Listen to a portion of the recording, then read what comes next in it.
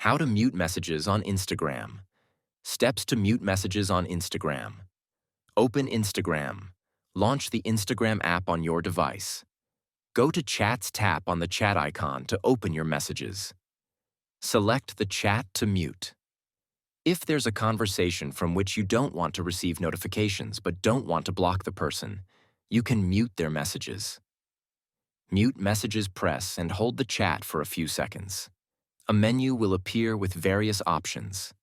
Select Mute Messages from the list.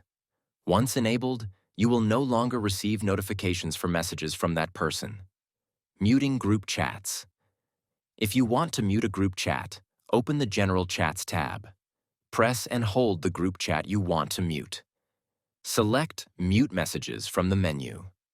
What happens when you mute messages? The sender can still send you messages, but you won't receive any notifications. Their messages won't appear in your notifications bar.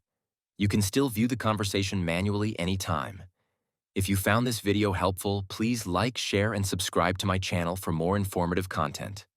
See you in the next video.